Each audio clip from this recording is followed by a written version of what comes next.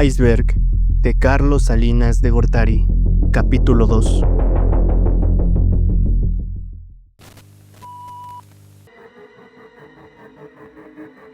EZLN.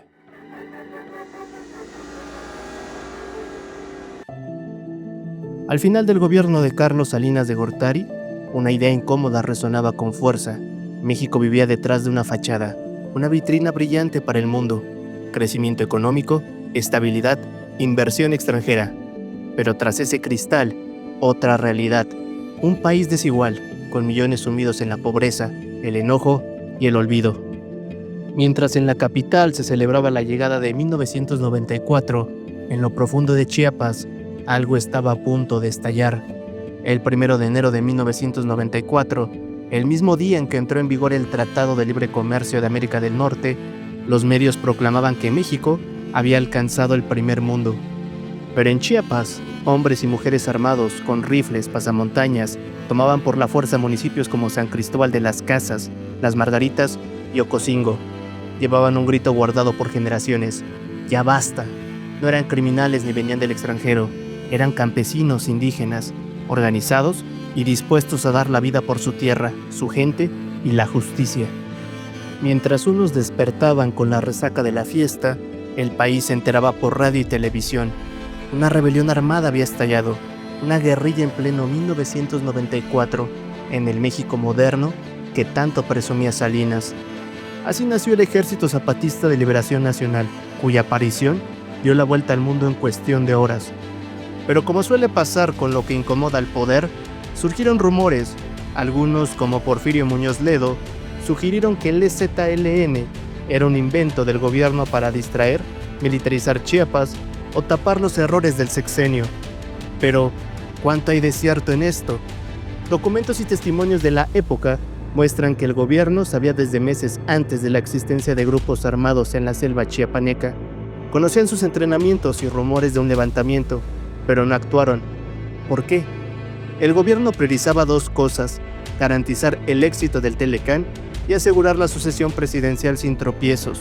Una rebelión indígena podía poner en riesgo las inversiones extranjeras y la imagen de estabilidad, así que optaron por el silencio, y el silencio les explotó en la cara.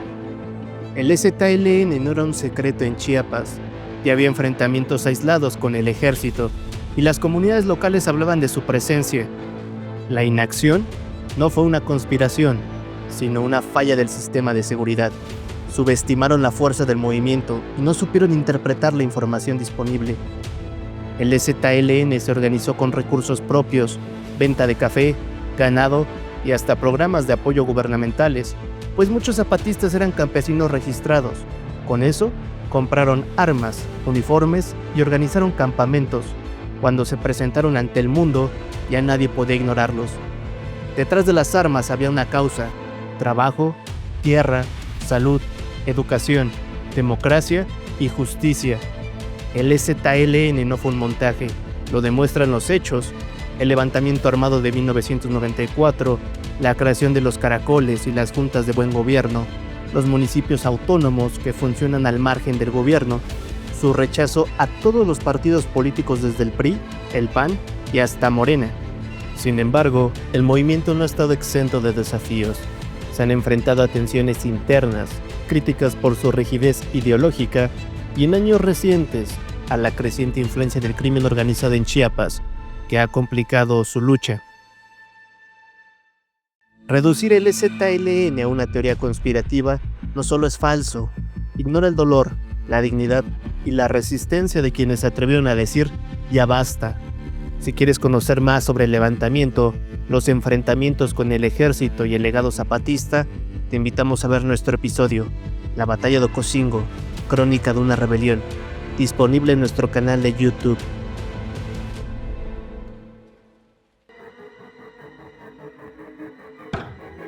Colosio.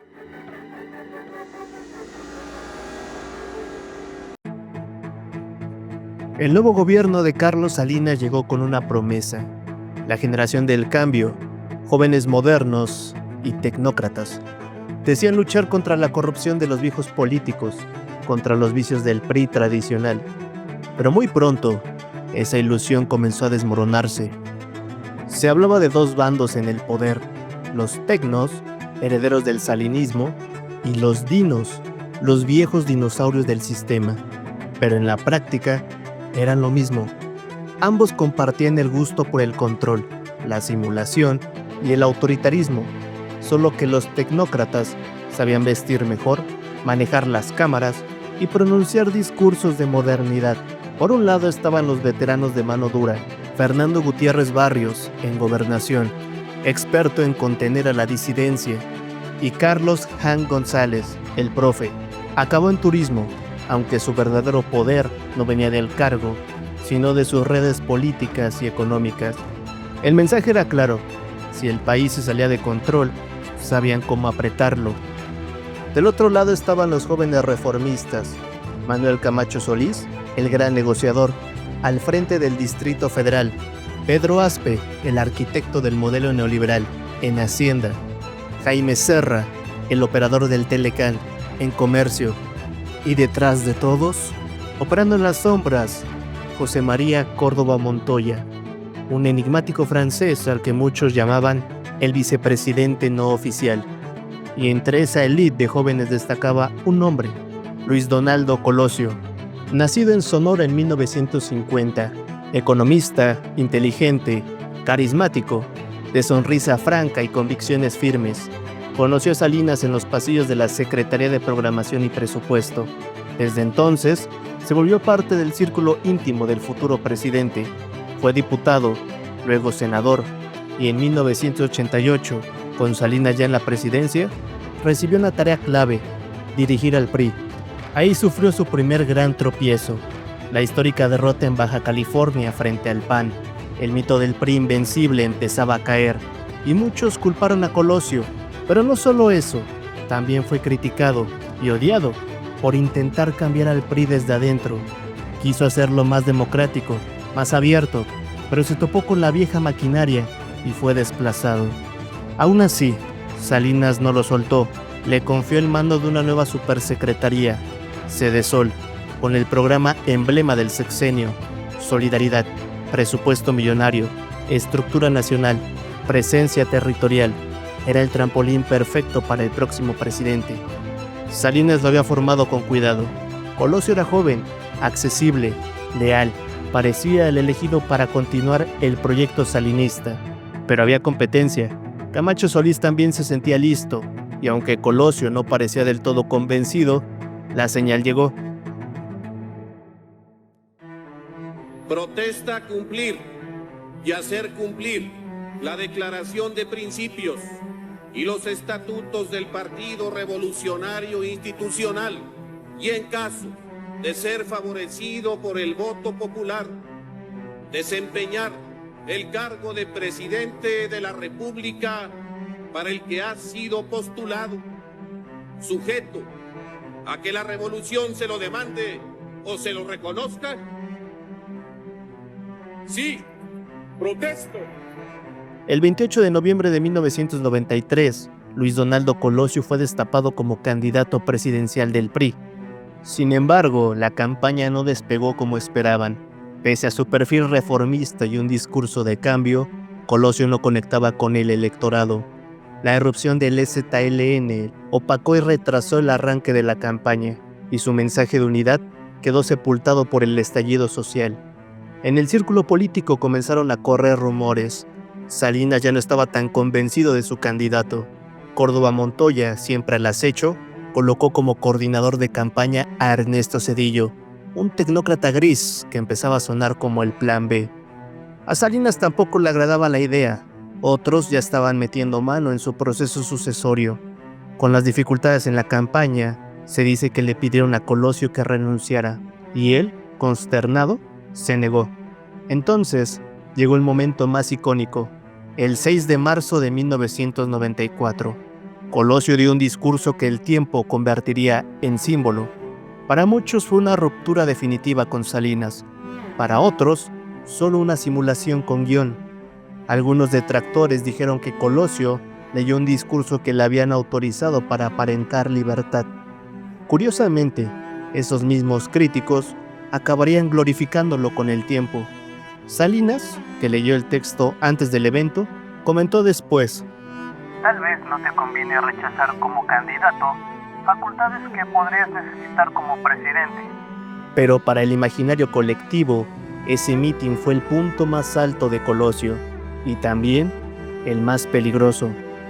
El 23 de marzo de 1994, Colosio viajó a Tijuana. Tenía un mitin en Lomas Taurinas, una colonia popular. Zedillo no lo acompañó. Se dice que esa misma mañana, Córdoba Montoya volvió a llamarlo para insistir en que renunciara.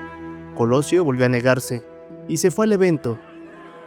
Que no les quepa la menor duda, aquí en Tijuana, como en Baja California, ¡vamos a ganar! Entonces, descendió del templete. La multitud lo rodeó. No había vallas, no había control. Y entre la gente, un hombre se le acercó y el crimen sucedió.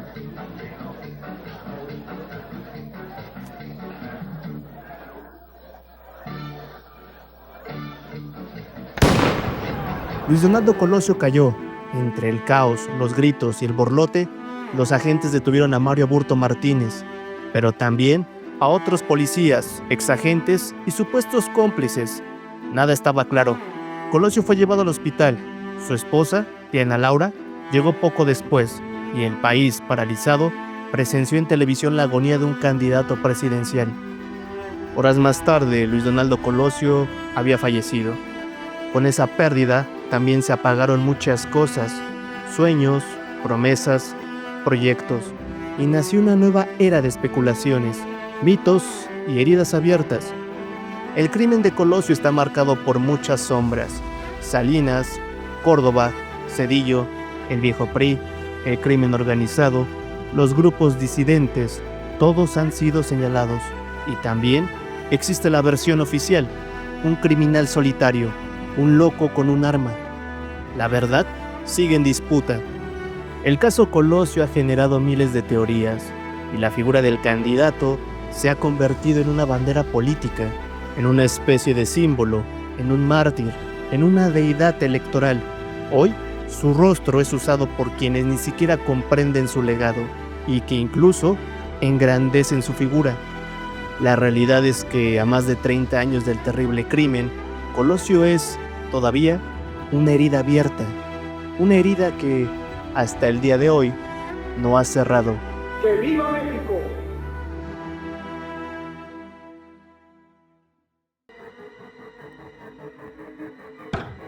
Salinas y el mundo.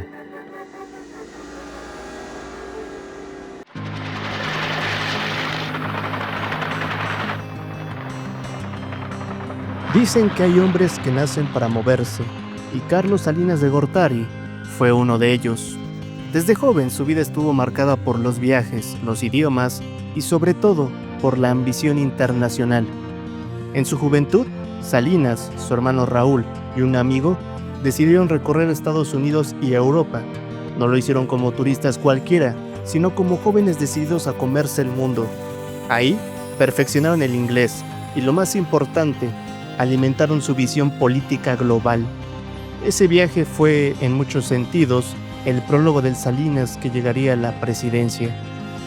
Ya como presidente, sus maletas nunca se enfriaban. Salinas viajó como pocos mandatarios lo han hecho, y cada viaje tenía un propósito: abrir mercados, firmar tratados, posicionar a México como una potencia emergente. Siempre iba consigo la imagen de un país fuerte y en ascenso, dijo un diario europeo en los años 90. Y no era para menos. Durante su sexenio, México firmó acuerdos y convenciones con casi todos los rincones del mundo: Europa, Asia, América Central, del Norte, del Sur, el Caribe, el Pacífico. Pero uno de los vínculos más inesperados y más curiosos fue el que Salinas construyó con Fidel Castro. La relación comenzó en tiempos de Miguel de la Madrid, pero floreció con fuerza en el sexenio de Salinas.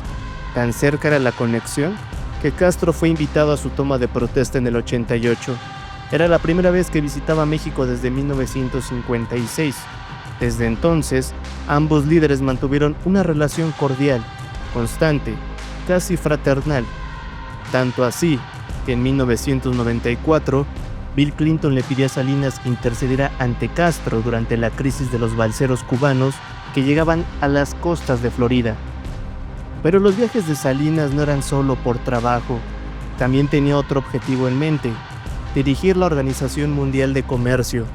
Sí, así como lo oyes, quería ser líder global, y para lograrlo, tejía alianzas, sumaba apoyos y cultivaba simpatías. Estados Unidos lo respaldaba. La idea de que seguiría en el poder, aunque fuera tras bambalinas, comenzó a tomar forma.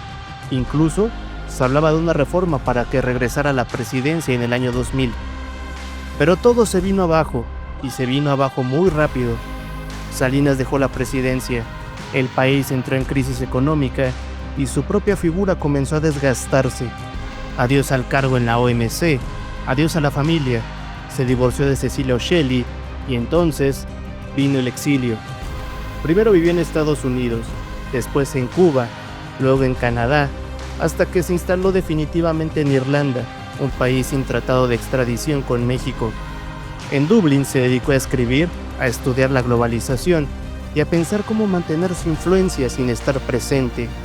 Volvió ocasionalmente a México, aunque ya no como el poderoso reformador, sino como una sombra con historia. Salinas anunció su retiro de la política, pero siguió muy cerca, observando el salinismo, sin Salinas. En los últimos años, se le ha visto en España, donde obtuvo la nacionalidad española gracias a la llamada Vía Sefardí, una ley que otorga ciudadanía a los descendientes de judíos expulsados en 1492. Con eso, Salinas aseguró una puerta abierta a cualquiera de los 27 países de la Unión Europea. Sus viajes comenzaron como un sueño juvenil, pasaron por los pasillos del poder internacional y terminaron marcados por el exilio, el escándalo y la reflexión. Desde Europa, Carlos Salinas sigue mirando a México, y así como ocurrió con Antonio López de Santa Anna, parece que México no se quitará tan fácil de encima al expresidente que un día quiso ser rey.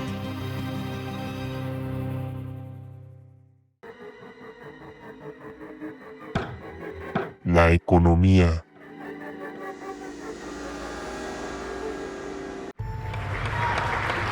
Cuando Carlos Salinas de Gortari llegó a la presidencia, México estaba en un lío, y no pequeño. La inflación estaba por las nubes, la gente apenas tenía dinero, y el país arrastraba una deuda gigantesca con el extranjero. Las cosas no pintaban bien, pero Salinas llegó con nuevas ideas, una visión moderna, prometía arreglarlo todo.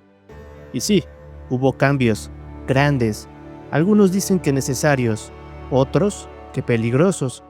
Pero, ¿qué fue exactamente lo que hizo Salinas? ¿Y por qué su sexenio es uno de los más polémicos en la historia reciente de México?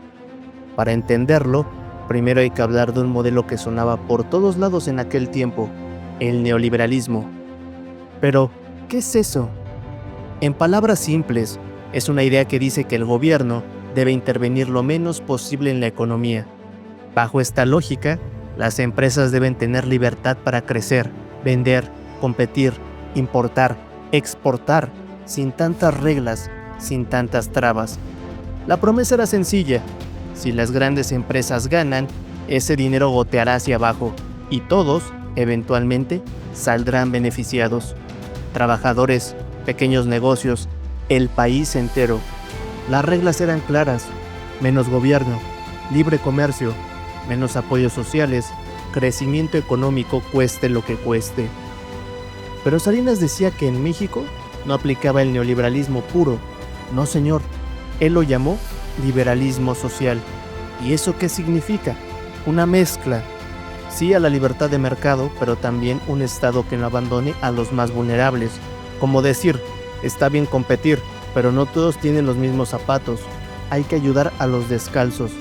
Así que, en teoría, su modelo buscaba reglas para evitar abusos de las grandes empresas, oportunidades para todos y protección para los más débiles.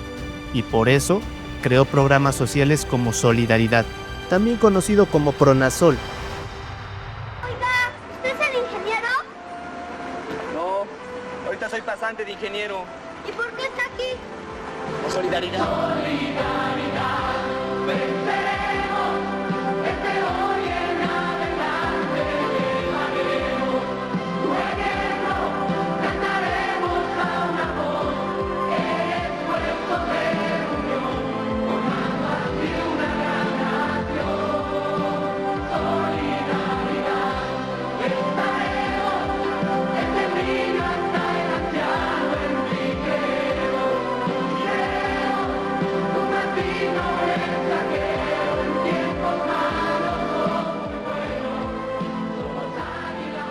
Este programa fue la gran apuesta de Salinas contra la pobreza. Se invirtieron 50,000 millones de pesos durante 6 años. Pero no era un regalo. Los beneficiarios también ponían de su parte, con trabajo o aportaciones. Solidaridad tocó temas clave: salud, educación, vivienda, alimentación, ecología, desarrollo urbano y regional. Y sí, llevó luz, pavimento, escuelas, empleos, incluso títulos de propiedad. Pero también hubo críticas. Algunos decían que era un programa clientelar, que servía para ganar votos, y que casualmente se aplicaba en zonas donde el PRI no era fuerte. El problema es que en los hechos, Salinas se inclinó más por el lado neoliberal. Vendió empresas públicas, abrió las puertas al libre comercio, y aunque mantuvo algunos apoyos sociales, la pobreza no disminuyó como prometió. Para muchos fue como soltar a todos en una carrera, sin notar que algunos ni siquiera tenían zapatos.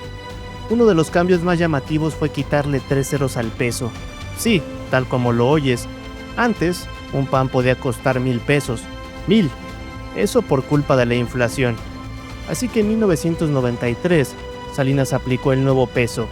1,000 pesos viejos se convertían en uno nuevo, o sea, 1 peso.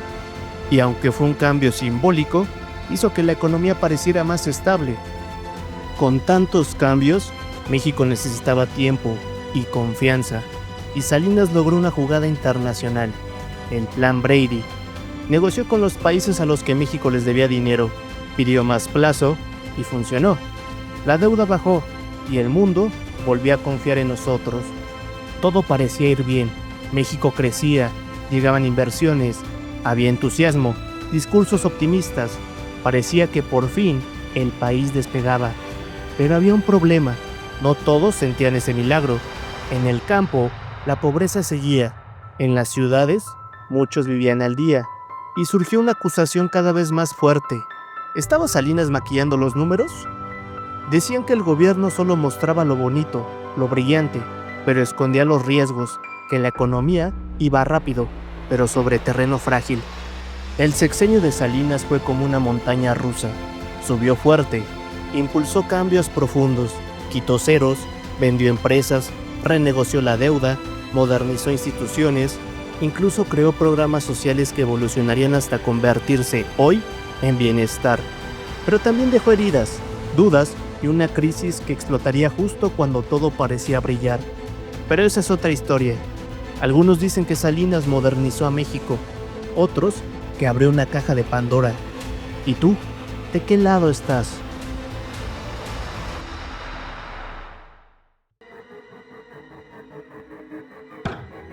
La popularidad de Salinas.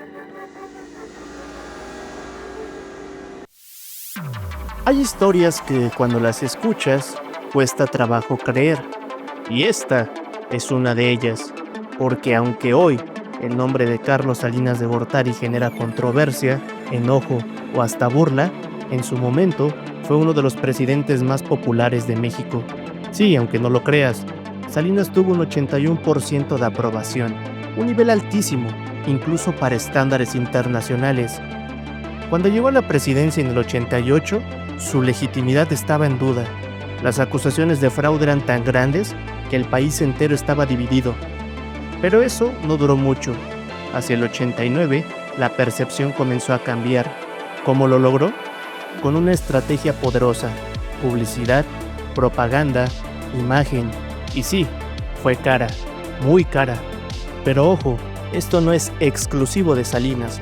Todos los gobiernos lo hacen, solo que él lo hizo con maestría.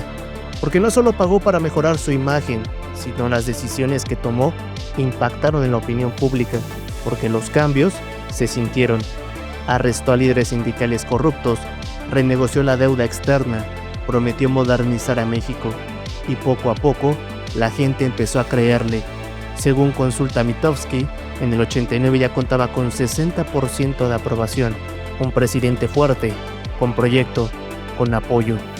Y luego vino su gran golpe mediático, Solidaridad, la firma del Telecán en el 92, dos acciones que proyectaron a Salinas como un líder moderno, capaz de subir al país al tren del primer mundo.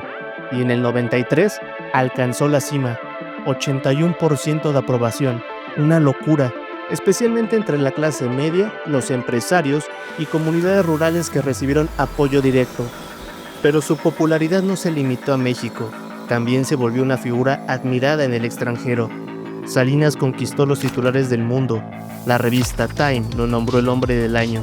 En Estados Unidos lo vendían como un joven firme y dinámico que revoluciona a su país, un reformador, un visionario. Y claro, Washington y Ottawa lo respaldaban. El costo de esta imagen internacional, más de 11 millones de dólares al año solo en relaciones públicas. Y esa cifra subió aún más con el pasar de los años y durante el cabildeo intenso para aprobar el TLC. Pero como todo en la política, entre más alto es el vuelo, más fuerte es la caída. Y la de Salinas fue estrepitosa. De héroe, pasó a ser uno de los personajes más odiados de la nación. Una encuesta de Parametría en 2005 lo dejó claro. 73% de los mexicanos tenía una opinión negativa sobre Salinas. Solo el 9% lo veía con buenos ojos. De un 81% de aprobación a un 73% de rechazo. Un cambio brutal, una caída histórica. Y sin embargo, el caso de Salinas sigue siendo un enigma nacional. Hay quienes lo ven como un símbolo del mal, el padre del neoliberalismo, el arquitecto de la desigualdad. Pero también hay voces que, con los años, han empezado a revisar su legado con matices, reconocen sus reformas, sus programas, su papel en la apertura económica. ¿Tú qué opinas? ¿Fue Salinas un modernizador incomprendido? ¿O el villano que hundió a México?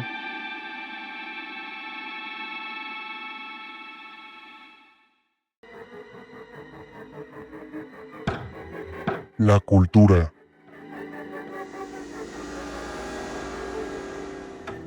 Cuando Carlos Salinas llegó al poder, nadie esperaba que la cultura se convirtiera en una de sus prioridades, pero lo hizo, y lo hizo a lo grande. Creó el CONACULTA, un consejo cultural con más autonomía, más presupuesto, y con el poder de coordinar a gigantes como el INA, el INBA, el IMCINE, el Fondo de Cultura Económica y hasta el mismo Festival Cervantino.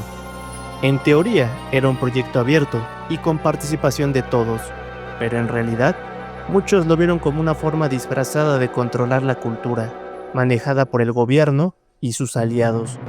Los más beneficiados, Octavio Paz, Carlos Fuentes, Héctor Aguilar Camín, entre otros. Todos ellos no solo celebraban el nacimiento del CONACULTA, también cobraron sus frutos. El CONACULTA lanzó el FONCA, un sistema de becas que dividía a los artistas en dos ligas, los de pantalón largo, que ya eran reconocidos y consagrados, y los de pantalón corto, las jóvenes promesas en formación. Con el tiempo este modelo fue creciendo y nació el Sistema Nacional de Creadores, con becas más largas, montos más altos y muchas veces asignadas sin concurso, directas a los favoritos de siempre. Las críticas no tardaron en llegar, pero al final, hasta los más ruidosos terminaron aceptando las becas. La relación de Salinas con los intelectuales no fue casualidad, era muy cercana, tanto así que años después una foto se volvió viral en Twitter. Salinas en medio de un grupo selecto, Poniatowska, Monsiváis, García Márquez, Aguilar Camín. Ese círculo se hace llamar el Ateneo de Angangueo. Sí, como si fueran una especie de logia cultural. De esa historia nació el documental La Muñeca Tetona, dirigido por Diego Enrique Osorno y Alexandro Aldrete. Una mirada a la íntima relación entre el poder y la pluma, narrada desde los ojos de una muñeca peculiar, testigo silenciosa de los encuentros entre artistas y el hombre que se volvería presidente. Pero el sexenio de Salinas no solo se contó con libros y becas, también estuvo cargado de momentos mediáticos, populares y polémicos, una vitrina internacional para México. En 1990, Lupita Jones ganó Miss Universo, aunque muchas feministas criticaron el evento como un retroceso por reforzar estereotipos de belleza y roles de género tradicionales. En 1991, un eclipse solar detuvo el país por minutos, un fenómeno astronómico que desató asombro, superstición y miles de ventas de lentes oscuros en semáforos. En los deportes, Julio César Chávez era el gran ídolo, y Salinas, hábil como era, se colgó de su popularidad. También se rodeó de futbolistas y atletas, buscando cercanía con el pueblo. Pero no todo fue triunfo. En el 88 explotó el escándalo de los cachirules y México fue expulsado del Mundial de Italia. Pero en el 94, México llegó fuerte al Mundial de Estados Unidos, aunque como en el 86, los penales nos regresaron a casa. El sexenio de Carlos Salinas no solo se escribió con reformas, también se vivió en el arte, en el fútbol, en las pasarelas, en los libros y en las sombras. Fue una época donde la cultura no fue adorno, sino pieza clave del poder, y donde los creadores, los ídolos, los intelectuales, se acercaron al poder y muchos vivieron de él.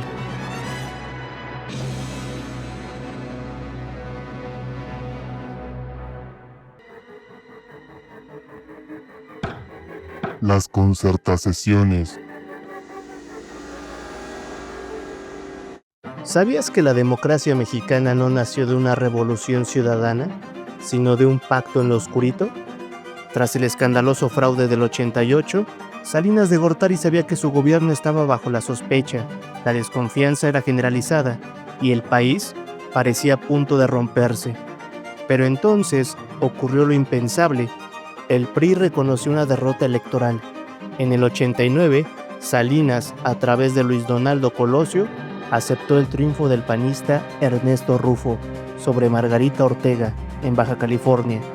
Era la primera vez que un gobernador del PAN ganaba una elección y el PRI lo admitía.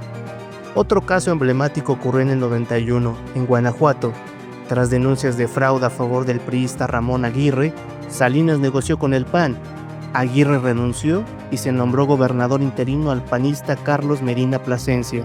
Luego, en elecciones extraordinarias, ganó Vicente Fox, un político que empezaba a hacer ruido. ¿Una muestra de apertura democrática? No exactamente. Lo que se estaba cocinando era algo muy distinto. Un pacto, una transacción política, un acuerdo entre el PAN y el gobierno priista, a cambio de cederles espacios de poder, municipios, congresos locales, una que otra gubernatura. El PAN legitimaría a Salinas y apoyaría sus reformas en el Congreso. Este arreglo, a medio camino entre la imposición y la negociación, pasó a la historia como la concertación, concertar para conceder. No era una democracia plena, sino un reparto cuidadosamente administrado del poder. Mientras Maquío, símbolo del panismo combativo, gritaba fraude en las calles, sus propios compañeros Luis H. Álvarez, Diego Fernández de Ceballos y Carlos Castillo Peraza se sentaban en Los Pinos con Salinas a diseñar la transición, pero no una transición para todos, sino solo para dos. Gracias a esas conversaciones y a la misteriosa muerte de Cloutier, el PAN obtuvo más gobiernos locales, más diputados y finalmente una voz en el nuevo IFE. Y el PRD, marginado, reprimido, fuera del pacto. La democracia esa que muchos esperaban quedó en pausa.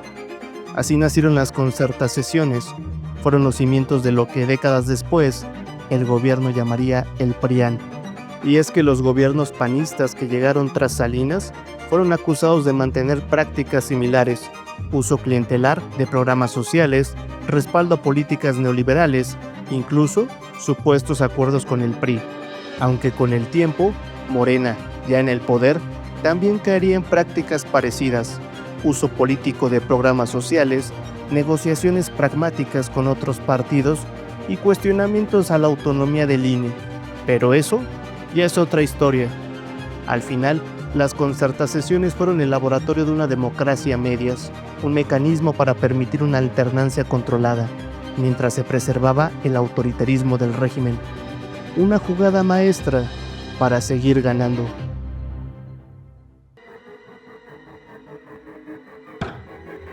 El crimen.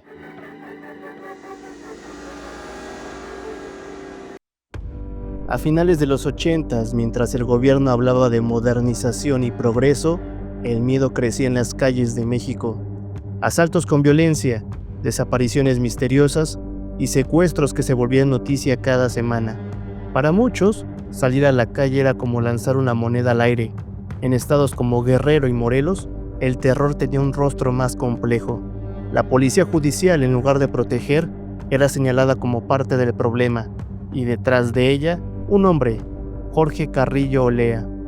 Bajo su mando comenzaron a circular versiones sobre una lista secreta, la famosa lista de los 100 secuestrables, una especie de catálogo del miedo, donde empresarios como Alfredo Harp Elú y Fernando Senderos fueron raptados y obligados a pagar millones por seguir con vida. Mientras tanto, el negocio ilegal más lucrativo del país vivía su auge. El tráfico de sustancias se movía por toneladas, y México ya no era solo de paso, sino también campo de batalla. El gobierno dio grandes golpes a los criminales. Se destruyeron 128 hectáreas de sembradíos y 120 toneladas del polvo blanco. Además, en el 89, cayó Miguel Ángel Félix Gallardo, conocido como el jefe de jefes. Su captura desató una guerra en el país. De un lado, el Güero Palma y el Chapo Guzmán. Del otro, los hermanos Arellano Félix. Una noche en la discoteca Cristín, los dos bandos se encontraron y la fiesta terminó en una lluvia de balas. Al norte, Amado Carrillo, el Señor de los Cielos, dominaba los cielos y los caminos de Ciudad Juárez, y desde el Golfo, Juan García Ábrego controlaba las rutas enteras hacia Estados Unidos. El dinero se desbordaba, y con él venían los favores, los silencios y las complicidades. Desde entonces los rumores ya apuntaban a nombres de alto nivel, empresarios, funcionarios e incluso figuras cercanas al presidente. La palabra narcopolítica empezaba a escucharse bajito, como un secreto a voces. En medio de ese torbellino, los derechos humanos eran letra muerta. En 1990, la activista Norma Corona Sapien fue eliminada tras denunciar abusos de la policía en Sinaloa. Hablar tenía consecuencias. Salinas respondió creando la Comisión Nacional de Derechos Humanos, un organismo nuevo, presidido por Jorge Carpizo, pero sin autonomía, sin dientes y sin permiso para tocar temas incómodos. Para muchos fue solo eso, una fachada para lavar la imagen del país ante el mundo. El sexenio de Salinas prometió ser el de la modernidad, pero para miles de mexicanos fue una época de miedo, silencio y abuso. Una época donde la apariencia lo era todo y donde el verdadero poder, el que no se veía en los discursos, se movía en las sombras. Si este tema te está gustando y valoras nuestro contenido, hay una forma de apoyar este proyecto y llevarte mucho más. Al hacerte miembro, accedes en exclusiva a nuestra serie La historia del narcotráfico en México y puedes votar por los próximos videos del canal. Y si quieres profundizar aún más, en nuestro Patreon encontrarás galerías de imágenes, periódicos y documentos que hemos recopilado a través de nuestras investigaciones. Solo haz clic en unirse aquí abajo o visita nuestro Patreon. Apoya este proyecto y sé parte de esta comunidad.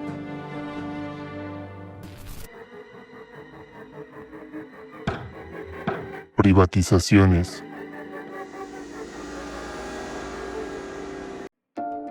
Hablar de privatizaciones en México es atravesar un terreno espinoso. Es un tema polémico, cargado de críticas, lleno de emociones, y por eso vale la pena entenderlo desde el principio.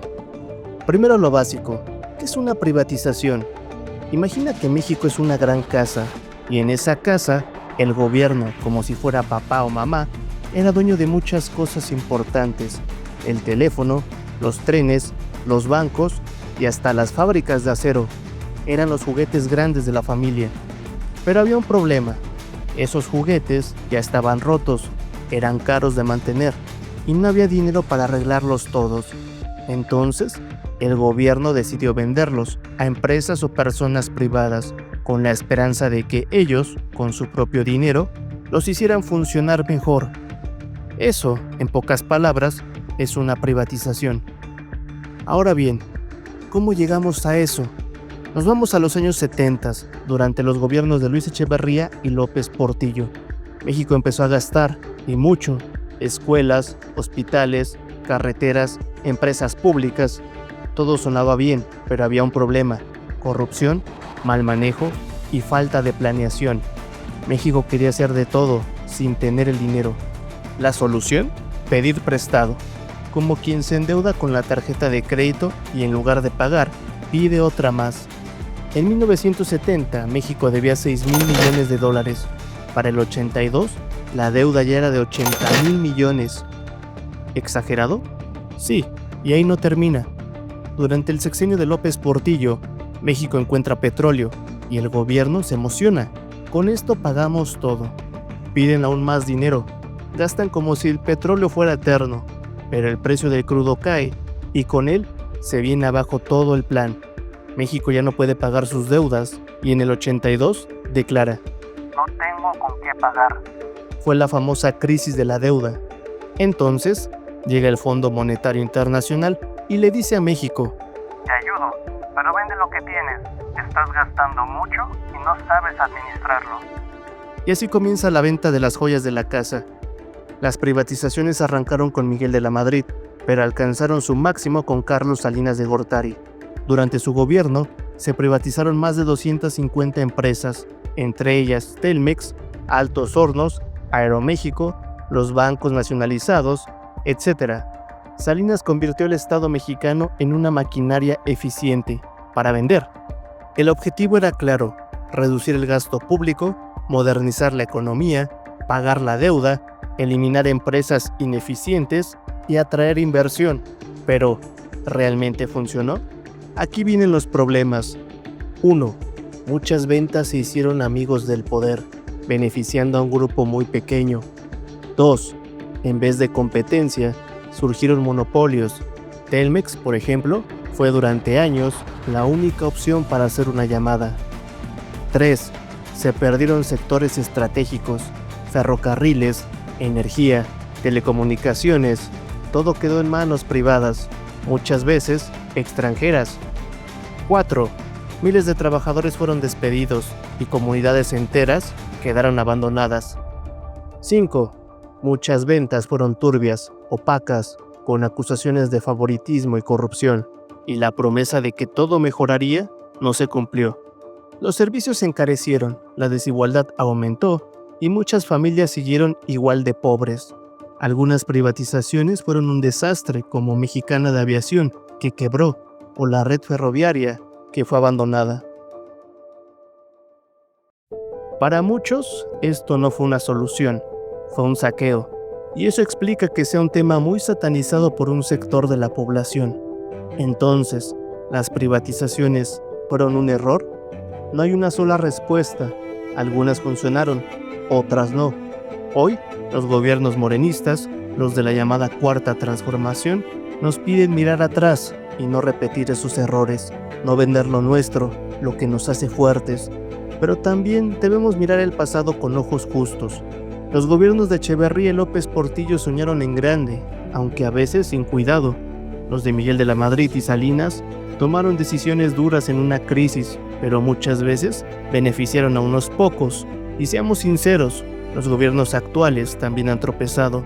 Han gastado miles de millones en proyectos grandes, trenes, refinerías, aeropuertos, que a veces han costado más de lo planeado, o han generado dudas sobre si valen la pena, cosa que los recursos del pueblo de México no merece. Ninguno fue perfecto, y todos dejaron lecciones. No se trata de pelear por quién tuvo la culpa, sino de decidir cómo queremos que sea el próximo capítulo. Cuidemos nuestros tesoros, nuestra tierra, nuestra gente, nuestra cultura, con planeación y siendo realistas. Exijamos gobiernos que no solo paguen deudas, sino que construyan un México donde todos quepamos, sin dejar a nadie atrás.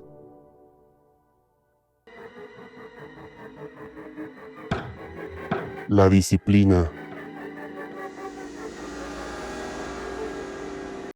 Detrás del rostro del presidente calculador que tomó las riendas de México en 88, hay una historia poco valorada, una historia de un hombre obsesionado con la disciplina, con la estrategia y también con correr.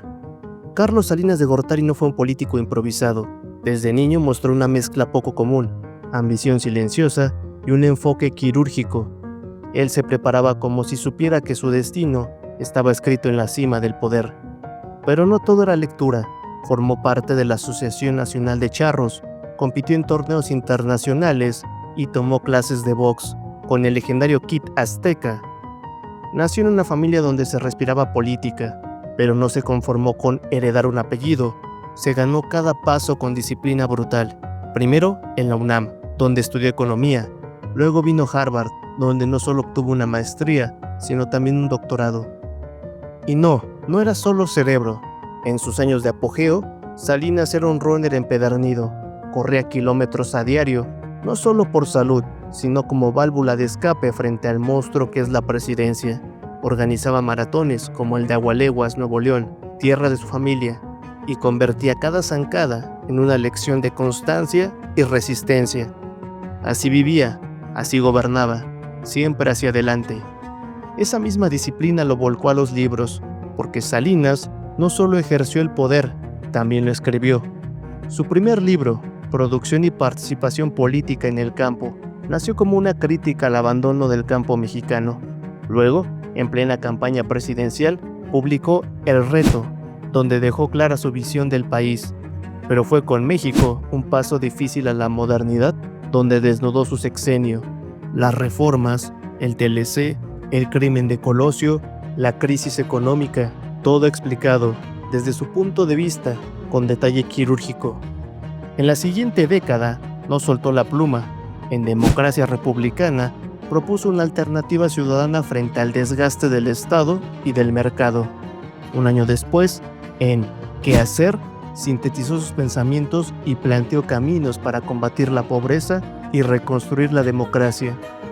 En 2017 lanzó 2 títulos más, Muros, Puentes y Litorales, un análisis de la relación entre México, Cuba y Estados Unidos, y Aliados y Adversarios, una crónica sobre la negociación del TLC, justo cuando el tratado volvió a estar en la cuerda floja.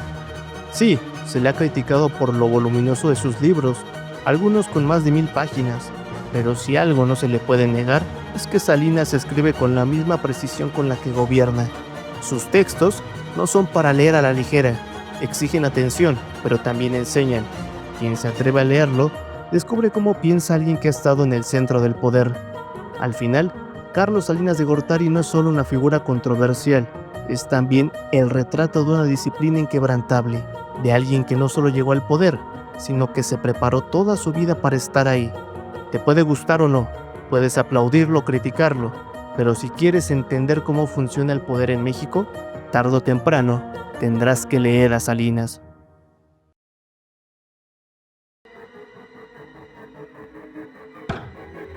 La crisis.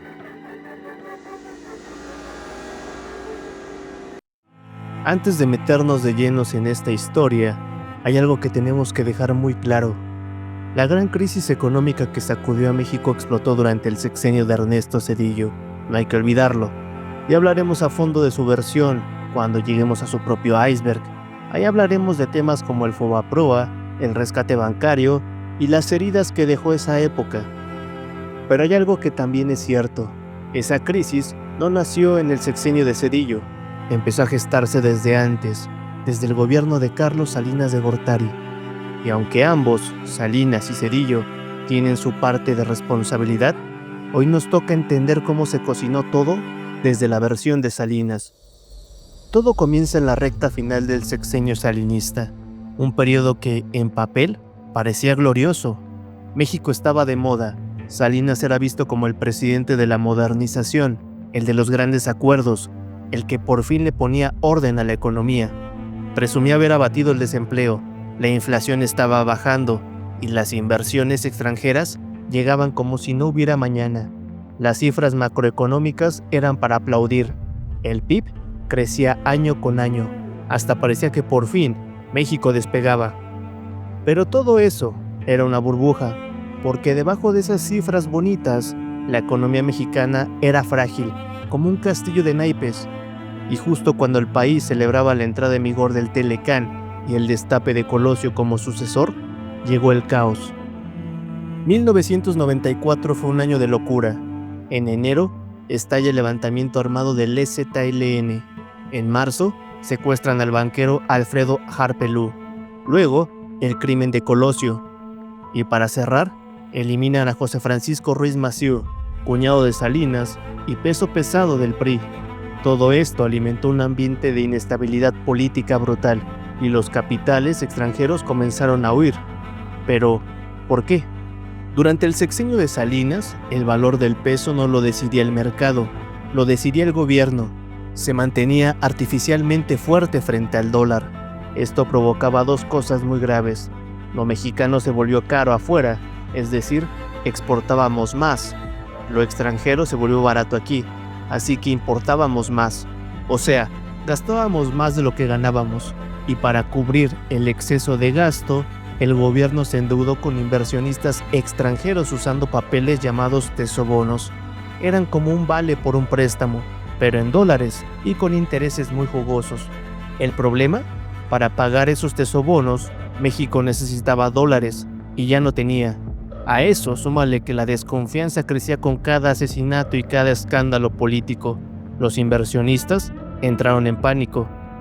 A finales de 1994, las reservas del país, que habían alcanzado 30,000 millones de dólares, se esfumaban día tras día. El 19 de noviembre salieron 1,500 millones en un solo día. Cedillo, que estaba por asumir la presidencia, le pidió a Salinas que devaluara la moneda antes de irse, pero Pedro Aspe, secretario de Hacienda, se opuso rotundamente y Salinas lo apoyó. ¿Por qué? Porque Salinas estaba empeñado en ser el presidente que no devaluara, y lo logró. Técnicamente se fue con el peso firme y una inflación del 7%. Así que el 1 de diciembre del 94, Salinas entrega la banda presidencial, pero la realidad no iba a dejarlo en paz tan fácil. Tan solo 20 días después, el gobierno de Cedillo ya no puede sostener el tipo de cambio, y ¡pum!, devaluación. El peso perdió casi el 50% de su valor en cuestión de días. Pasamos de 3 a 5 pesos por dólar y luego a más de 8 en el 95. Las bolsas se desplomaron, los inversionistas se fueron y comenzó lo que se llamó el efecto tequila, que arrastró a otras economías emergentes. Lo que vino después fue devastador: inflación descontrolada, todo se encareció, quiebras masivas. Muchas empresas no pudieron pagar sus deudas, desempleo brutal, miles de personas sin trabajo, pobreza creciente, la clase media se desplomó y los más vulnerables vivieron un infierno. Fue un año oscuro que marcó una generación entera, pero eso es la versión oficial. ¿Qué dice Salinas? Según él, entregó un país viable, listo para crecer, que sí, había problemas, pero también había herramientas para enfrentarlos. Al entregar la presidencia se heredan activos y pasivos, pero cuando se tiene vocación de servicio, quien asume la responsabilidad no se queja, se apoya en los activos y trabaja para engrandecer a México. Dijo Carlos Salinas en su libro México, un paso difícil a la modernidad. Lo que provocó la crisis, según Salinas, fue un golpe directo a la confianza y culpa al equipo de Cedillo por haber filtrado información, haber sido incompetente y desmantelar el aparato económico que él había construido. Salinas asegura que nunca se opuso a una devaluación, que fue Pedro Aspe el que lo hizo, que no era lógico hacer un cambio de ese calibre en los últimos 10 días del gobierno, que se llegó a un acuerdo con Cedillo para no hacer ajustes bruscos y que fue el nuevo gabinete quien provocó la pérdida de confianza. Según Salinas, todo se vino abajo cuando Cedillo anunció a su nuevo equipo económico, un grupo que fue señalado por el sector financiero como inexperto y, lo peor, sin Pedro Aspe. Salinas ha sido claro. Si Aspe hubiera permanecido en Hacienda, el error de diciembre no habría ocurrido. Durante su gobierno, Aspe construyó la confianza de los inversionistas y enfrentó más de 10 amenazas de devaluación sin perder el control. Días antes del colapso, Cedillo decía que todo estaba bien, incluso llegó a declarar: vislumbra el futuro con optimismo. Pero los mercados no le creyeron. Luego vino la filtración del 19 de diciembre, atribuida al entonces secretario de Hacienda, Jaime Serrapuche. Empresarios enterados de la inminente devaluación corrieron a comprar dólares, acelerando la crisis. En solo 72 horas, México colapsó. Serrapuche solo duró 28 días en el cargo y Cedillo, en medio del desastre, buscaba culpables: al EZLN, a Salinas, a quien fuera. Salinas, por su parte, insiste: no hay blindaje que resista filtraciones, ineptitud y falta de programa. Al final, lo cierto es que ambos gobiernos fallaron. Uno sembró la bomba y el otro la detonó. Con el tiempo, México aplicó reformas, se estabilizó, pero a un costo social altísimo. Porque seamos honestos, ¿de qué sirve imaginar qué habría pasado si no se filtraba la información, si Pedro Aspe se quedaba? La realidad es que la crisis fue real, fue brutal, y como si el país, en lo más profundo, hubiera presentido lo que venía, después de casi 70 años dormido, el viejo volcán Popocatépetl despertó, escupió fuego y ceniza hacia el cielo. Para muchos, los últimos días de 1994 fueron un presagio, un augurio milenario, recordándonos que cuando el poder juega con fuego, la tierra también tiembla, y México estaba por entrar en la oscuridad.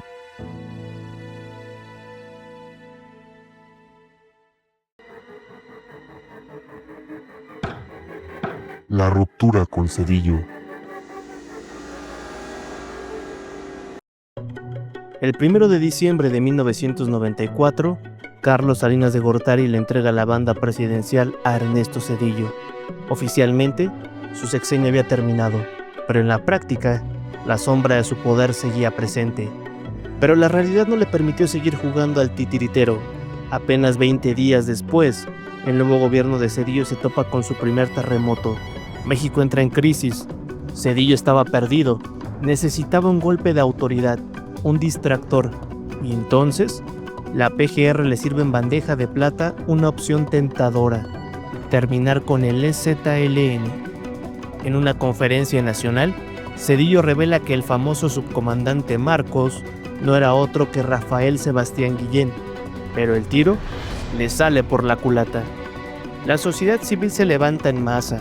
Una marcha gigantesca toma las calles de la capital. El mensaje es claro: no se toca a Marcos. El gobierno tiene que retroceder y reabrir el camino al diálogo. Zedillo necesita otro chivo expiatorio y encuentra uno muy conveniente: Raúl Salinas de Gortari, hermano del expresidente. El 28 de febrero es arrestado y acusado de ser el autor intelectual del crimen en contra de José Francisco Ruiz Massieu. Con ese golpe, Zedillo rompe una regla sagrada del viejo PRI, la de no tocar al expresidente ni a su familia, y Salinas enloquece.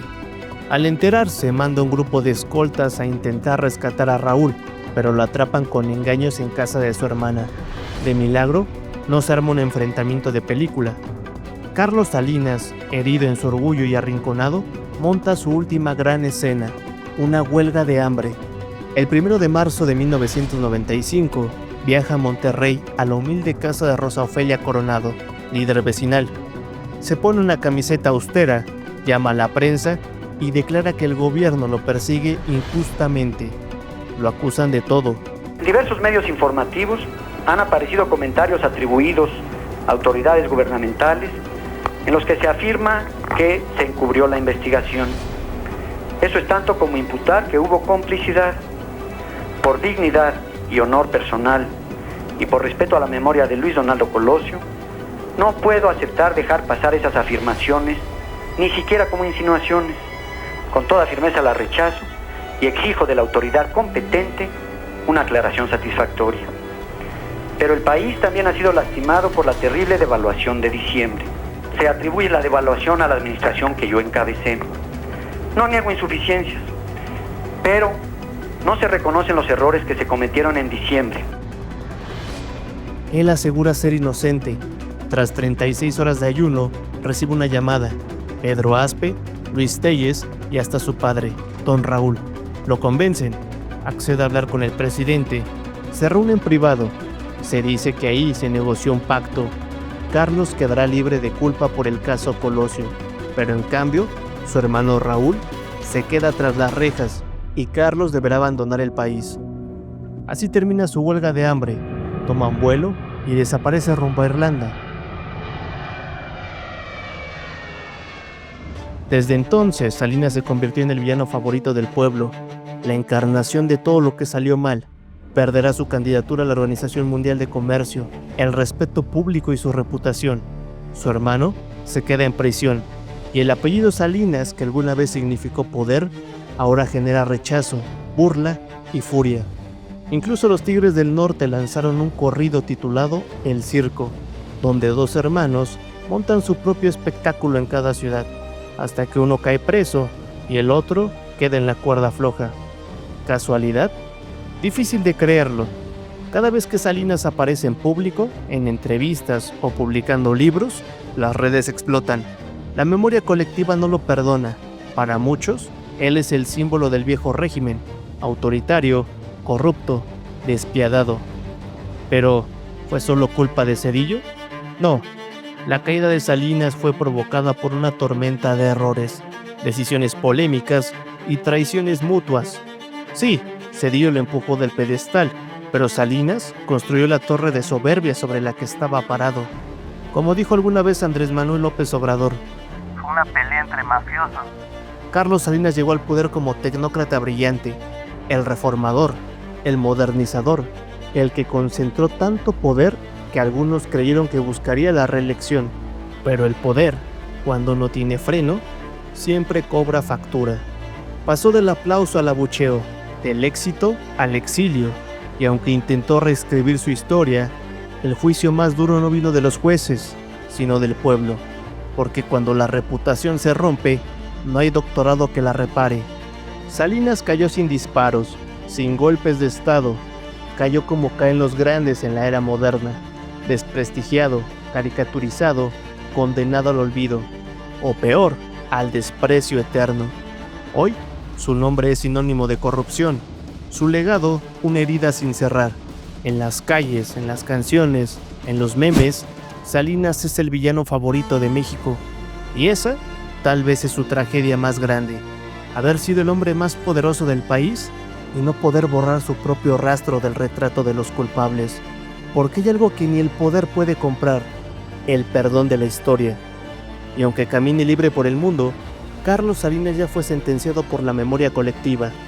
Ahí, donde los grandes caen y no se levantan jamás.